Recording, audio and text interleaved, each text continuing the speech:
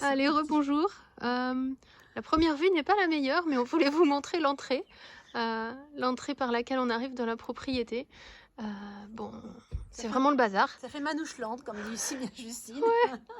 Mais on est en train de travailler, donc ça peut pas être rangé forcément. Donc voilà une autre face de la Quinta. Voilà. Et là, on arrive sur le mur qu'on est en train de casser, qu'évoquait Nathalie dans la vidéo précédente. Avec l'entrée principale et le jardin privatif, on l'appelle comme ça, le jardin privatif, qu'on va complètement restructurer, qu'on a déjà commencé à faire. Allez, je te suis. Prends le bel escalier en pierre qu'a recréé Philippe. C'est aussi un terrain de jeu, parce que les enfants à la télé, c'est moins intéressant hein, depuis qu'on est là. Donc tout ce muret, donc le muret qui est là. Partie du mur, je sais pas. Attention Justine à la pierre. Ouais. Et en fait c'était complètement clos ici parce qu'il y avait un ancien accès principal qui passait par là, parce que la propriété a été divisée en différentes zones. Voilà. Et l'entrée principale était par ici. Là on voit les deux murs en fait du petit chemin qui continue tout à l'heure, avec celui-ci qu'on casse, qui expliquait Nathalie, qui arrivait jusqu'à la maison. Voilà. Donc l'entrée principale, on voit encore l'accès de certaines pierres. Et donc on accédait à la rue par ici, et l'entrée principale. Alors je vais reculer quand même pour montrer l'entrée principale de la maison. C'est plus intéressant. Alors voilà. Une porte en bois qui est magnifique, qu'on va évidemment restaurer. Voilà cette belle dame. Ici, on arrive sur le petit chemin qui nous ramène au bac qu'on vous a montré dans une autre vidéo, le grand bac avec les grandes fleurs. Ici, on a un camélia magnifique. Voilà. On ne sait pas son âge, mais il était là avant nous, il sera là après nous, ça c'est sûr. Et en nettoyant, on a découvert cette ancienne calçada. La calçada, ici au Portugal, c'est le sol en pavé, on appelle ça la calçada. Et aujourd'hui, on a des beaux pavés bien réguliers. Et à l'ancienne, c'était avec des petites pierres. Donc l'idée, c'est de refaire un accès par ici, de continuer à battre le mur latéral.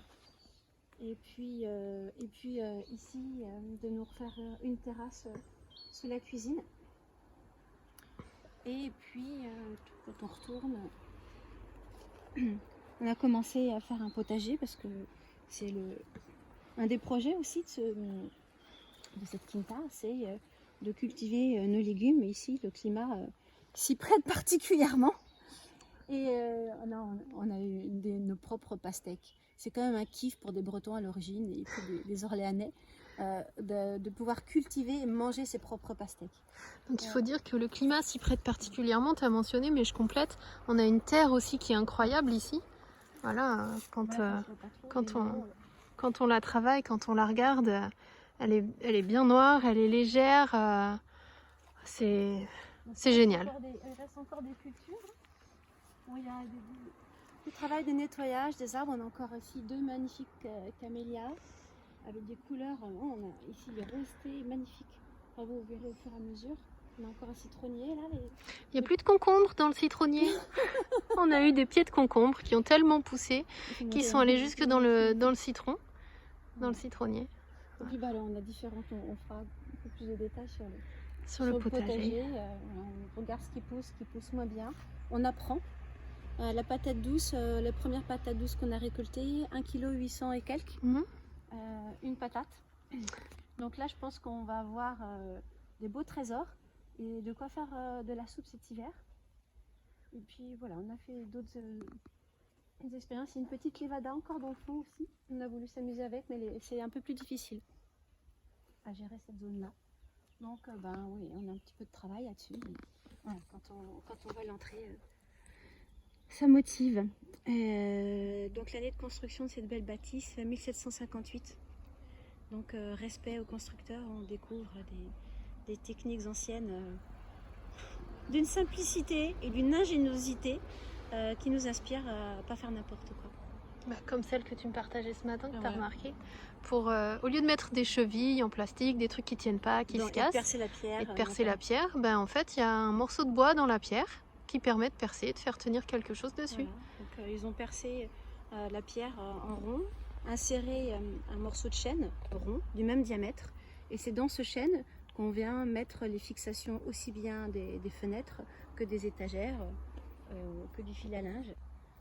Et voilà, donc il y a juste à changer la vis, revisser et ça marche. Voilà, à bientôt pour la suite, au revoir. À bientôt.